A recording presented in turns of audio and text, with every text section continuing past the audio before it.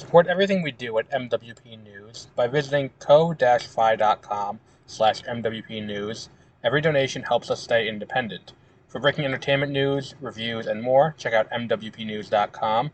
If you love games, head over to our YouTube channel, youtube.com/@MWPNewsGaming for reviews and gameplay. Links for all of this will be in the show notes, as well as links to the other podcasts. Thank you for your continued support.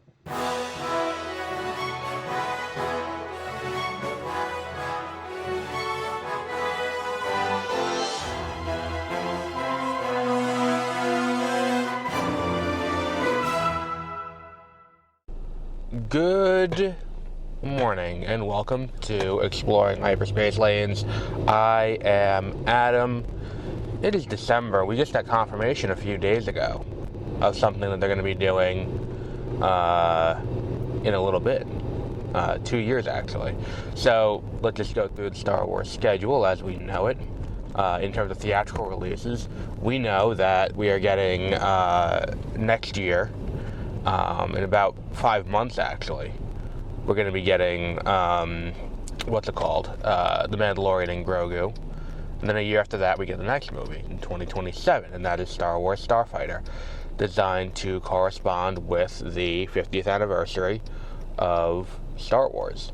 And Disney has, in recent years, re-released the Star Wars movies on anniversaries. Most recently, back in 2020, we got Empire Strikes Back, which, due to the pandemic, ended up being the number one movie the weekend it came out because nothing else was coming out. So that, worked out for them a little bit.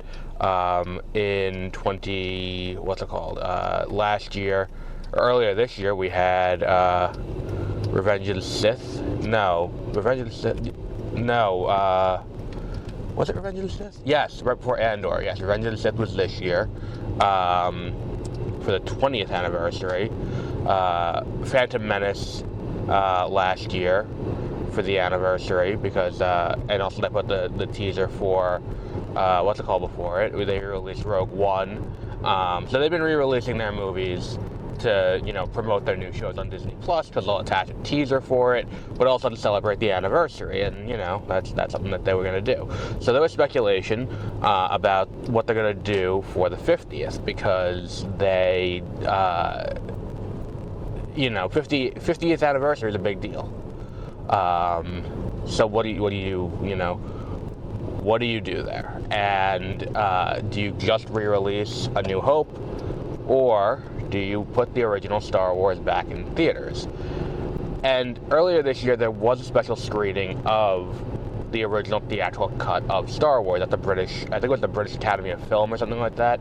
They did screen the original theatrical cut of Star Wars, and people who were there were like, it didn't look great. To which I'm like, yeah, I mean, it's a 50-year-old movie that they didn't remaster. It's just that. I don't know what state they kept the negatives in or anything like that. Whatever it is, what it is. So we now know, confirmed, that we are going to be seeing in 2027 a full IMAX remaster of the original Star Wars in theaters for the 50th anniversary. Now, here's the thing with this. Let's talk about how this is possible, because the original Star Wars was shot on film, and if I remember correctly, I could be wrong on this, but I seem to recall the way it works is that if a movie is shot on film, it can be reliably upscaled to up to 16K. So, full HD is quote-unquote 2K, but 2K is even a little bit different. 4K is double full HD, which is kind of the standard now on TVs, even if broadcasters aren't hitting that standard. But streamers are streaming in that. Then twice as good as that is 8K, twice as good as that is 16K. And film, because film is shot on celluloid, you can reliably upscale that up to 16K. It's a expensive and time-consuming process, but it can be done. And it seems like that's what Disney's doing here. They're doing an IMAX cut of Star Wars in what we would expect from a movie being released in IMAX, of the original theatrical. Now, there are a few questions that I have about this. Is it the full theatrical cut that we're getting, or is it like a pseudo remaster where they're going to remaster some of the effects too? Because, here's the thing, when we talk about A New Hope, we get bogged down in the conversation of Lucas's edits. He added a lot of things in when he did the special editions in the 90s. And was working on new special editions when he sold the company to Disney, which is why there's that weird edition of the McClunky line in the Han and Greedo scene. So the question is, we're not going to get any of that. I think, Han's going to shoot first. There's not going to be that entire room of stormtroopers. There's not going to be the random-ass animals all over, Mos Eisley, and no extra of the dewbacks in Tatooine, in the desert. That kind of thing is not going to, it's not going to be in this movie. The question I have is, though, do they alter the theatrical cuts? And remaster some of the effects? Because, don't get me wrong, a lot of the effects in Star Wars age remarkably well, and that's, again, what we're looking at here is the difference between practical versus digital effects. Practical effects do age better than digital, and that will always be the case. Look back at Iron Man. A lot of Iron Man doesn't look quite as good. Even look back at the first Avengers movie, a lot of that doesn't look quite as good. With the exception of Avatar,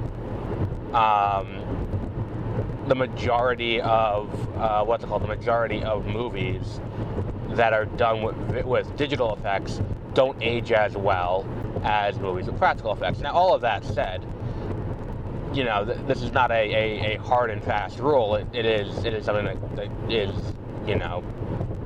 movie to movie, but the movies of the 70s do tend to age better in terms of visual effects, especially when you get into the science fiction, because you are relying on practicality and what you can make look good with the limited technology of the time. And it's why when you watch Star Wars on Disney Plus, any of the original trilogy, the new additions that are added in, like that scene with Han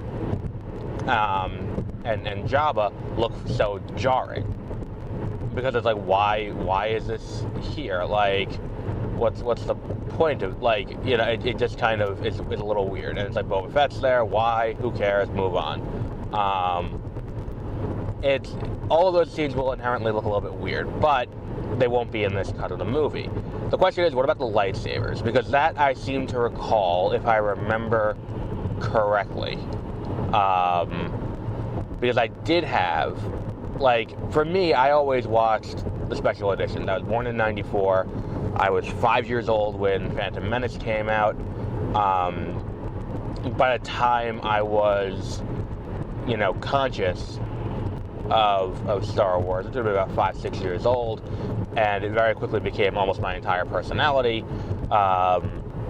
It's one of those things where, number one, you don't notice the weird effects, but number two, I already had the special editions where they fixed some of the lightsaber effects, and I seem to recall from the VHS I watched it on, and I could be wrong on this, but there was some jitteriness on the lightsabers, specifically as they turn on, there's a weird cut in the middle of it, you get a visible cut.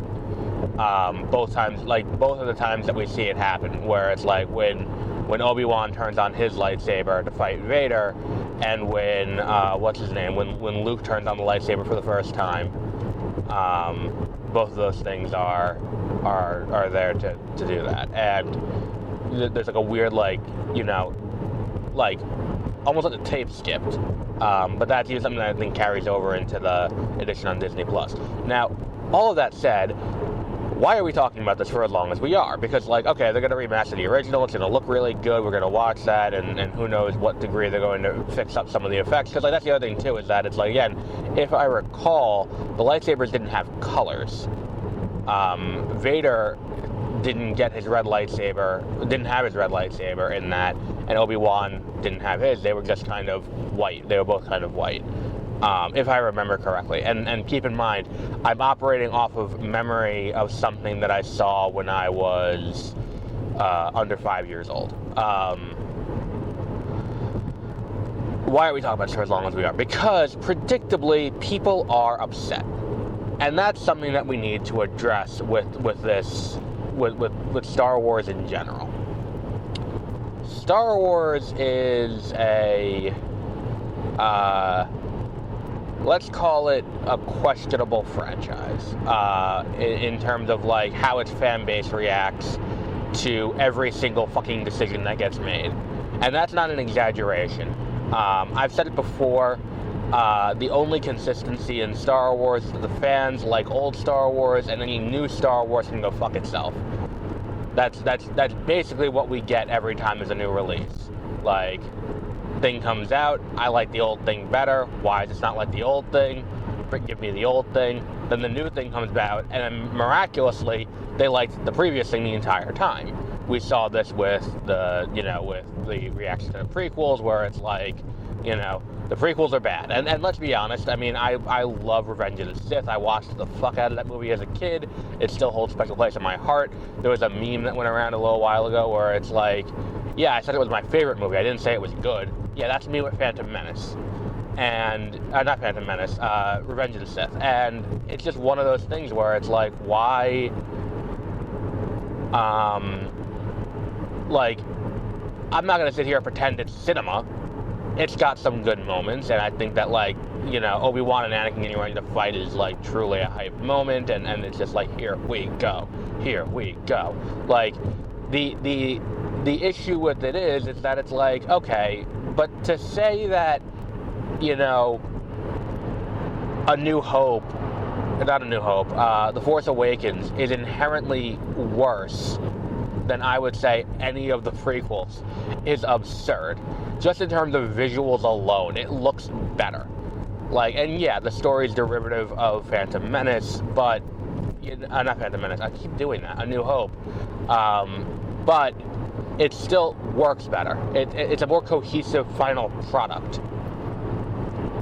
And the thing is with this is that it's like I want, like, no matter what happens, no matter what Star Wars thing comes out, no matter what movie it is or TV show or whatever, the previous thing is always a thing that's always been liked. We always liked that. We always liked the Clone Wars. We loved Ahsoka.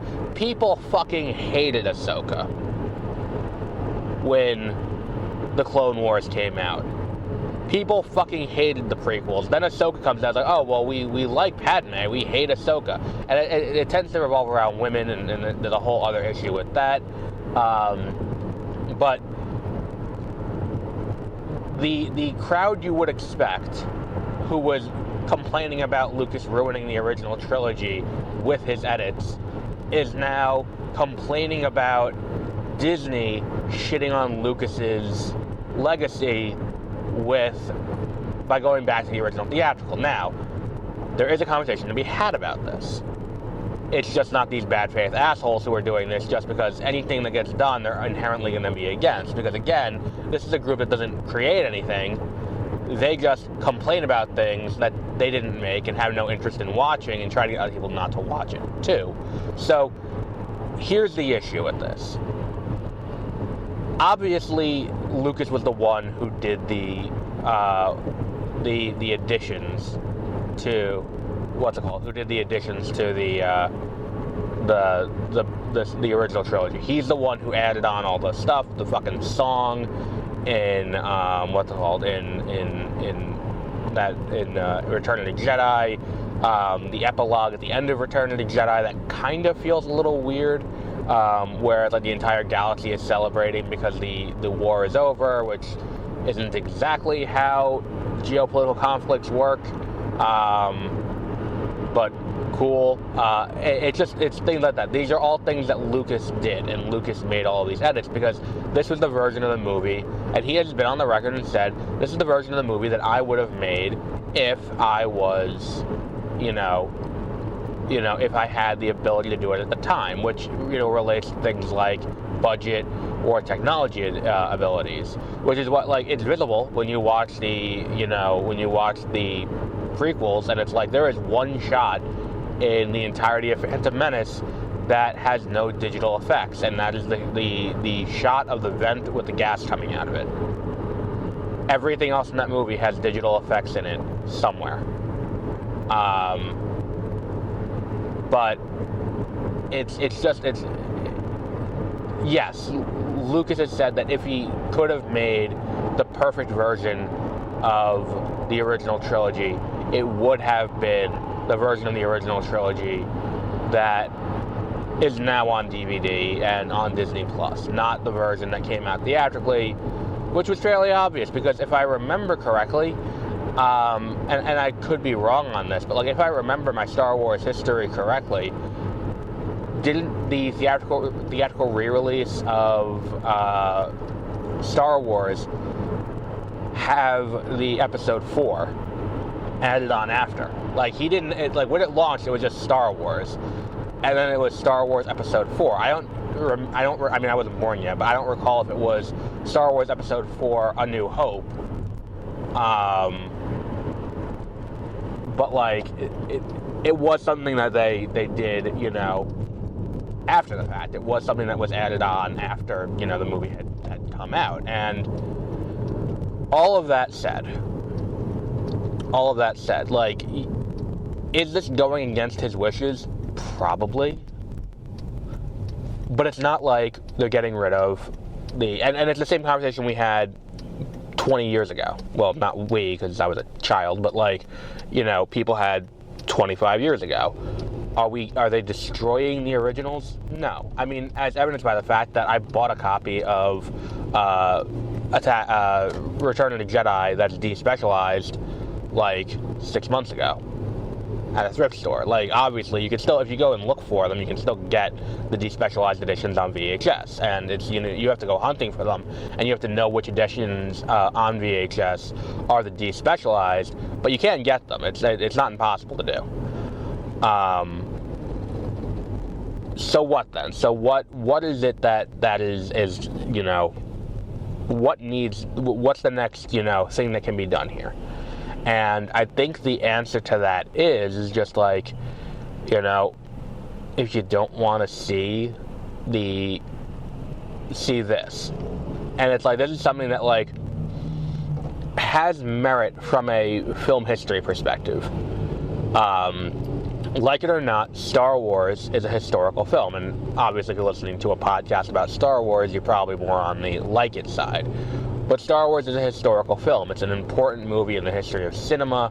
It's an important movie for the arc of how movies went and how we got to where we are now. It's an important movie for how we think about sequels and how we think about merchandising and stuff like that. Like from the business side to the storytelling side, it's the movie that introduced a lot of people to the hero's journey. All of these things are designed to be like make this movie a historical thing, and we talk about what it is that makes this the series so long lasting, and it is what's the movie that started it, and what did that look like when people came out. And I think for indie filmmakers there's also use for this, because seeing what movie came out in 1978 or 77 and being able to see like, oh shit, this is how it looked. It is like Star Wars was an indie film. It was distributed by 20th Century, at the time 20th Century Fox, but it was produced as an indie film. I think even if I remember correctly, wasn't even until Disney bought it, it was the largest indie franchise. And I think it is one of those things where it's like the history of how this movie got made, and how they did the effects and all of that. It's really interesting to me that in a world where we see a lot of people homaging the things they love, we see a lot of that. We get movies like, what was that, Time Cop? Was that ridiculous, or Kung Fu Cop or something like that came out like 10 years ago? But we get these homages to older movies and things like that, where it's like, we're going to sit here and we're going to, we're going to pay tribute to this thing we did before. We see it in music, we see it in movies, we see it a lot in video games. With like, if you go on Steam, you'll see tons of games that are like, this is a Metroidvania, this is a dungeon crawler in the style of Legend of Zelda. This is like Tunic was a great tribute to the Legend of Zelda, and it's just like, it's a really interesting thing that we haven't seen someone try to do a Star Wars like. And I don't mean like The Black Hole, which is a great movie, and I would recommend that you watch The Black Hole. That movie has aged pretty well too. But I'm not talking the trend-chasing movies that happen in the moment. The movies that are like, some exec is like, hey, why is Star Wars making all this money, and why do we not have our version of that? How do we do that? I'm not talking about that. I'm talking about the movies years down the line, who was like, from the kid who was like, I love this, I'm gonna make this. And it's like, yeah, I guess like, James Cameron's entire filmography is kind of that, because Cameron has said like, hey, the movie that made me want to get into films was seeing Star Wars in the theater. That was the thing that made me want to be a filmmaker. And it worked out for everyone, because James Cameron is one of the best filmmakers who is working right now. And it's one of those things. I mean, yeah, he's a little bit full of himself, but he is one of the best filmmakers that there is. And there are so many people that you hear, and it's like Star Wars. Ewan McGregor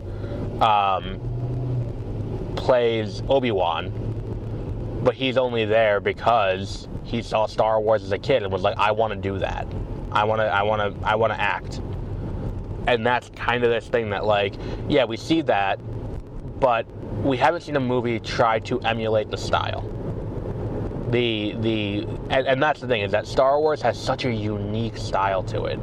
It's at its heart a B movie.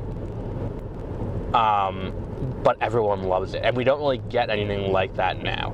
And I think that's something that could be useful for people trying to, do something like that. If there is someone out there who is like, hey, I want to make a movie like Star Wars and do my own version of it, like the frenetic pacing, doing things cheap. How do they? Oh, those are Halloween masks. Those are clearly Halloween masks. Like that kind of thing is all really useful from that perspective. And from a film historian perspective, having that able to be watched is also very useful. So I'm in favor of this. I think, and look, again, the special editions are not going away. It's not, it's nothing like that. But, they are going to be releasing this version of it in theaters, and I think that that's fine, because, like, I would be inherently less, like, if you gave me the two options to see, like, if both options were on the table, you can see A New Hope, or you can see Star Wars unaltered as it was, just upscaled to 4K and IMAX. I'm gonna pick Star Wars. I'm not gonna pick A New Hope, because A New Hope's a movie that I've seen a million times, and I know it's fundamentally the same movie, but I want to see how it was when my parents saw the movie in 1977, when I was not, anyone's thought. Like, I want to see what that was. But we'll wrap up there for today. And until our next episode, have a great rest of your